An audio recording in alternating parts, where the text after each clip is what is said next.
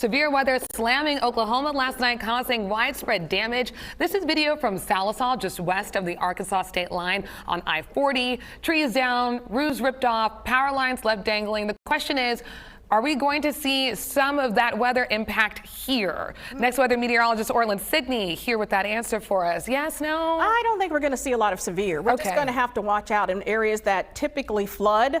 You're going to have to watch out for some potential high water. So just make sure you've got a plan if that happens, because you don't want to make the plan when you see the water rise. Hello, right? Emphasis on that. So it's going to be areas that typically flood, but I'll show you all that coming up. So first things first, let's take a look at what's going on as far as our rainfall accumulations. Now, we're looking at most areas, I think, receiving at least ½ an inch, probably a little bit more, certainly in those areas where you see those colors, those warmer colors. That's where you're going to see the heaviest rainfall coming in.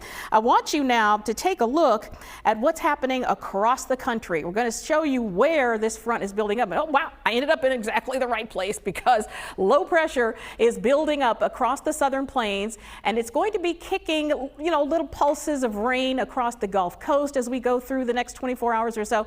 But this storm system that's building up, the one right here, is going to be working its way towards the east.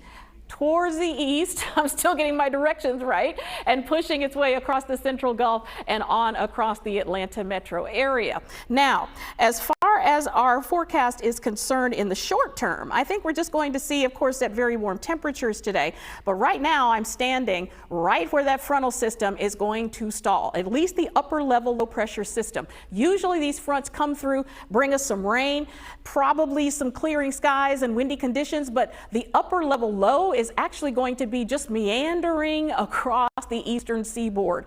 And by the time it comes to a standstill, guess where it's going to be?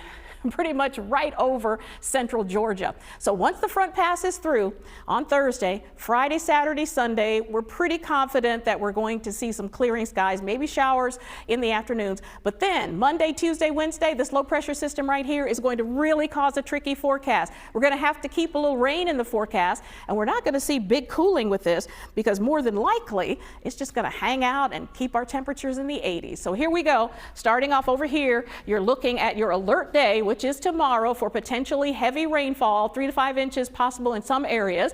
And then pretty confident with our forecast going through the weekend. Partly cloudy skies, highs in the 80s, maybe a shower or two in the afternoon, because we still have some lingering moisture. And then it gets funky. And I don't mean like bow, bow, bow. I mean like, what is the forecast to Monday, Tuesday, Wednesday? We're going to go with partly to mostly cloudy skies. High temperatures will be in the low 80s, overnight lows in the 60s and the 70s. Tricky forecast, little thump in the base there. What do you think, Jabina? Orelon, thank you.